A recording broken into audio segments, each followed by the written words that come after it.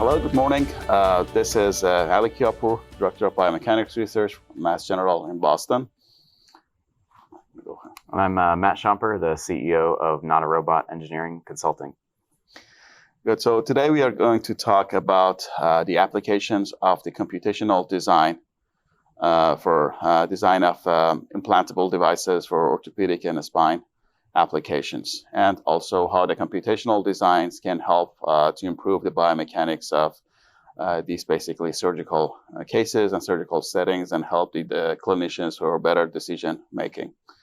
So, Matt, I know that you're expert in this field and you have been doing a lot of this basically computational design work and helping the companies and industries to develop their products. So, I know that the additive manufacturing technology has been around for like many years, and like especially like in the medical device space. So a lot of companies have been trying to basically use some sort of a design workflow to develop devices for, let's say, spine applications. But I've been like seeing all kind of random designs. So I myself, as a biomechanics expert, have been sometimes having like difficult time to understand. Okay, so what's the engineering rationale or scientific rationale behind that particular design? So I just want to see to get your take on. Okay, so what's the best way to computational design the additive manufactured devices, and what are the key factors that you take into account when you look at projects like this? So I think most people are familiar with the technology at this point, and I think people that were around in early stages of additive know that the design tools just weren't quite there. I mean, even if you had an engine that could make a lattice for you, it was probably one of the early stage companies that was really buggy and problematic. So most people just made like diamond patterns and cutting the side of parts, and a lot of the earlier additive cages were very inelegant compared to today's. But the idea was to reduce stiffness because that was one of the advantages over a titanium cage. But what I think is fascinating now is these computational design tools, I think, allow us to unlock the additive manufacturing capabilities. So things like compliant mechanisms, or specifically targeting surface area porosity in various areas of an implant. So I would say that the first thing I always ask companies when they come and they're like, we want a lattice design is well, how many do you want to do? Yeah. We've got to funnel all of these designs into something, but starting with 20 or 30 anymore nowadays is almost trivial. I mean, there's hundreds, if not thousands, of potential candidates for lattices, sizes and shapes, graded structures, morphology, probably 15 plus softwares now that all do it. So I think that the first thing to establish is, where are your constraints? Your surface area targets, porosity targets, most of this stuff is supported by literature. Okay. And then, how do you rank each of these things? Because you can't always have the most compliant cage and the most surface area and the most targeted porosity. Okay. So I think that the first thing is to establish, what are you actually looking for? Exactly. I think you mentioned a few very good points. So I know that from the mechanobiology and biomechanics perspective, so one of the criteria, which is very important in the design space, is just to increase the contact area with the surrounding tissue. But the challenge there is, so as you increase the contact area, basically you have to increase the volume of the metal. And that becomes like, a challenge because, now you're saying, okay, so one of the other important criteria is to what we call the air volume or bone graft volume. So we want to have as much open space as possible for the surgeons to put in basically graft. So should be theoretically a sweet spot where you can get all of these parameters optimized to an extent that you make sure that you have enough open space for graft, good contact with a native tissue, and also good mechanical characteristics. So you mentioned about, you talked about the stiffness of this construct. So just that's one of the areas that I see that the industry is focusing right now. So we use terms modulus, stiffness, and all that. And the idea is that, when you have the bone tissue, obviously, and they have the implants typically made of the titanium. Titanium is much harder and rigider compared to tissue. So we want to soften the cage so it doesn't sink into the bone, what we call it clinically as a subsidence. So what's your opinion about the optimizing the softness? What are the challenges you see there, and what's the workflow? So I'll just use this as an opportunity to say, if you look at a paper published in tandem with the FDA, I would just refer to it as the PEC paper, which basically goes through the percentile of devices that the FDA has cleared, and all of the metrics that they were tested to, and compression shear, things of that nature. If you look at the 50th percentile of just a standard compression for a PLIF cage, it's almost 40 times an anatomically relevant load at the lumbar level. So the first thing I always point out is, when people are like, well, people have been using titanium for a while in cages, is just, but if you study the biomechanics of an intact spine, the loads that happen in that particular disc are far below what we're designing for. The problem is there are certain thresholds that we have to pass in order for the FDA to say, yeah, you're good to go. So optimizing stiffness is a twofold problem. You want an anatomically relevant cage, but you also need to be able to pass all of the right testing. And I found that most people struggle with something soft enough to be anatomically relevant, but then not run into fatigue issues.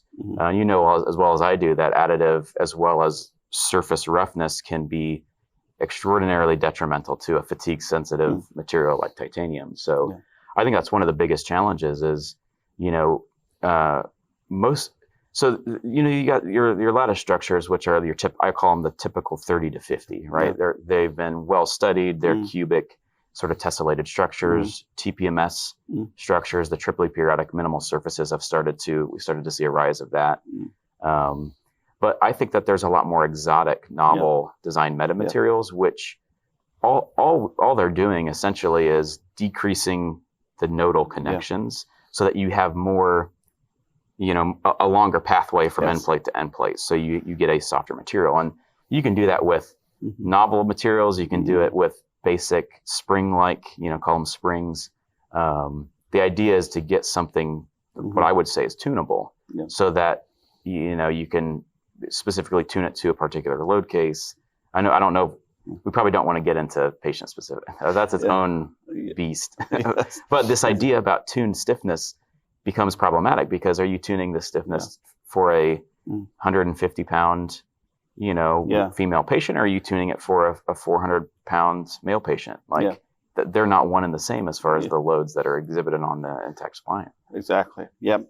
I totally agree with you. I'm quite familiar with those two papers published by FDA first, for cervical and spine. And yes, I mean, those are a predicate device or cleared device data. But, as you mentioned, back in the day, everything was pretty much a chunk of metal. And if you use those data as standards for designing new product, additive manufacturing, so there will be a challenge, because those loads are much larger than the anatomical loads. I know from the scientific, from the biomechanics perspective, so the loads that bone can tolerate, especially the vertebral bone before it fractures and ruptures, is in the scale of a couple of thousands. So cortical and cancellous is much here. So there is no way that we can bridge the gap and use those numbers to optimize. But I think there are some opportunities for using some of these innovative tools that we have today to optimize this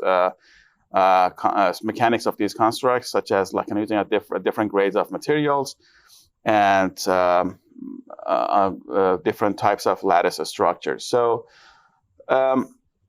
so one of these questions we typically see people asking, especially the industry or experts in the field of additive manufacturing, is, okay, so what is the best manufacturing process for a particular design? So we know that we have DMLS or laser printing versus EBM. So I just want to see what's your experience is in that space. And all right, trying to box me in a corner.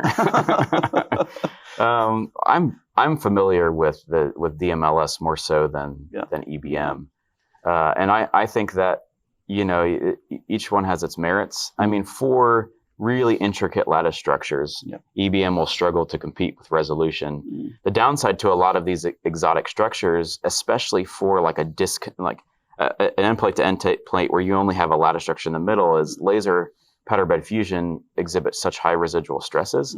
What I was finding when I was trying to produce a couple of fairly novel designs was that in the midst of building it, everything starts twisting because of residual stress, because the metal itself is stressed so much and that you're trying to make it flexible, but the whole thing flexes. So you pull it out. I was doing a pilf cage, which basically had a twist in it so that it was really compliant.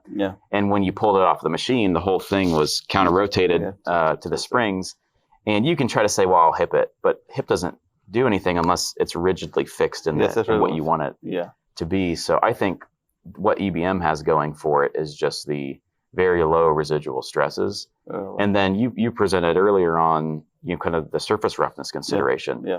So for laser, typically a lot finer surface features, whereas EBM has this natural surface roughness, which has been studied to be osseointegrative. What I think is interesting about laser, though, is with computational design tools, you can design in roughness. So there's a paper that I love that was recently put out, probably within the last couple of years, by Mirzadpour at TU Delft. And he's been studying the surface morphology and what osteoblasts like to not only attach to, but what causes that one to turn into two, to turn into a web of material that actually proliferates on a surface. And it's not just peak and magnitude of a roughness, but it's also the morphology. So with computational design tools, you could take kind of a random noise and you can sculpt it into something more akin to like a plasma spray, like beaded, something that looks like beaded surface or a negative concave surface or anything kind of in the middle. So. Exactly. I think you brought up a great point. So, I mean, until a few years ago, so the main advantage, one of the main advantages of EBM over laser was that the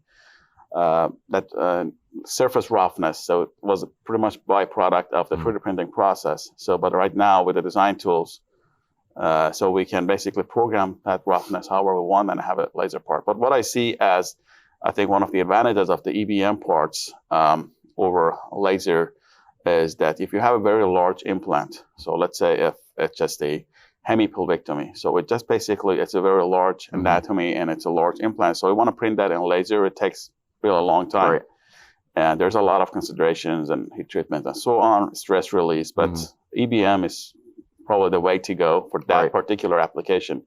Patient specific cases, so where you have like an implant, which is for a long bone, super long thing. So each one of these technologies have their own pros and cons. And so it's just, preference from the design side and the resource availability. But I think all of these, these are some of the challenges that we are seeing today. And so what's the best design, basically algorithm, and what's the best topology, what's the best manufacturing process.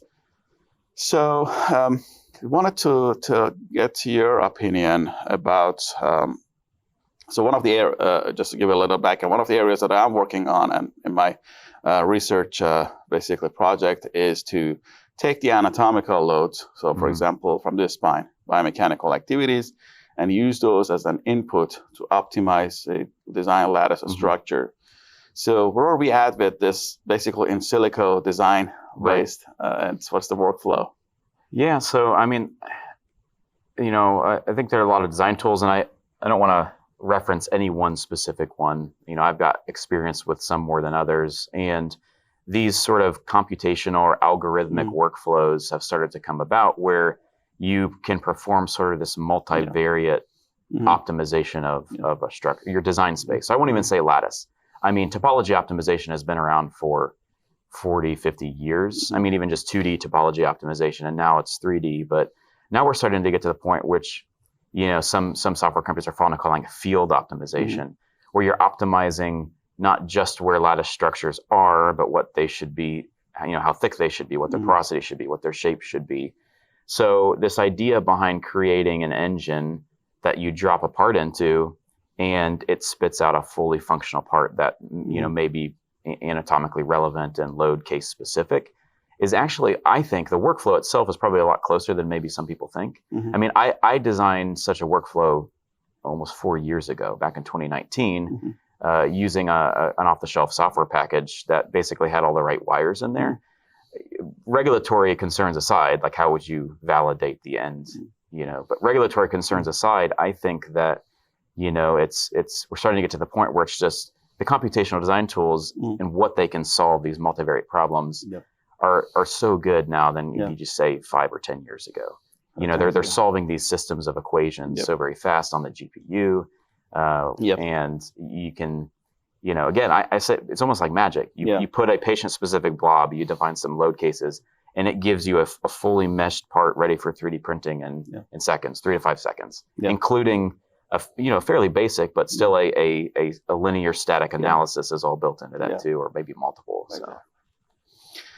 Yeah, you're right. So I think one of these basically areas that's, again, it's been a lot of work being done, and also industries and clinicians have been trying to understand, and is, okay, whether you basically, if you use a very novel design or topology, and so basically tune it down so it basically interacts very well with the surrounding tissue, like, soften it up and so on. So how does that affect the clinical outcomes? I mean, the key clinical outcomes that we see published or referenced in the papers for like a successful spine surgery, let's say, or like, a development of the fusion of ASAP right after the surgery or the next weeks after the surgery, and also lack of infection and osteointegration, so minimally invasive procedures. So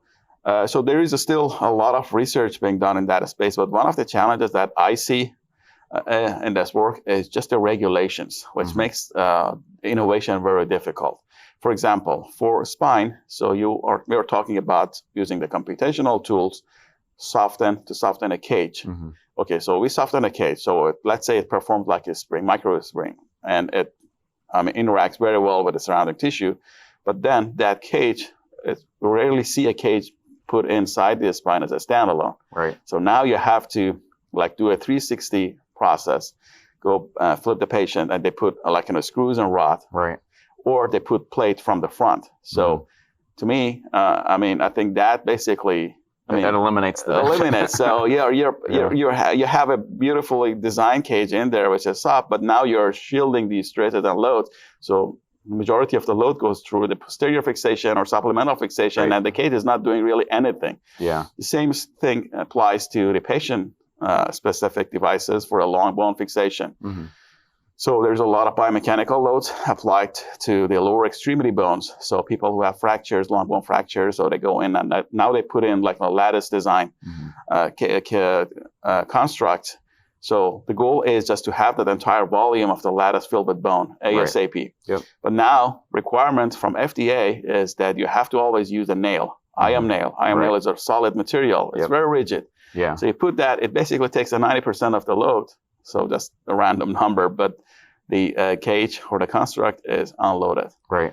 Yeah, and I mean, most people familiar with the biomechanics research side, they cite like Wolff's law, this idea about load sharing. But I think, what the more, I would say, in-depth theory is the Frost mechanostat theorem, right? Yeah. So we've known for a while that bone likes a certain amount of strain, which sort of gets it into a zone where it wants to proliferate. The problem with creating even a nice scaffold where you've got maybe even targeted or programmable strain rates is, then you put something else in around the cage and you completely eliminate your designed features. Because I think we're at the point now where you can analyze computationally this idea about stresses and strains on where an implant's going to be in a patient-specific manner. Like you mentioned, a bone void, large bone void defect or something for like oncology, and then be able to put something in there that's matched for that particular patient and that load. But I would say two things. Number one, that the regulatory pathway has to allow for innovation to happen. I think the FDA's breakthrough designation, and them recently mentioning that they would like more companies to use that pathway is important for some of these innovative approaches, which may be borderline class 2 type devices. I think the second thing is, you're doing a lot of work on sort of validated computational models of the biomechanics. And so being able to also leverage that research and basically analyze the cage using computational design tools, and then basically have those vetted, and the FDA saying, yes, we will allow this essentially validated approach to be able to assess these designs is really important, because it reduces the huge cost of printing and testing burdens and multiple iteration cycles. And I think that those sorts of things was what will drive innovation in the space where you're using this computational design validated tools in order to drastically reduce the innovation cycle. Exactly. A lot of good information that we had today. So thank you for your time and being here with me and talking about the application of the computational designs in spine and biomechanics. So with this, we would like to conclude this session, and until next year, next NASS event.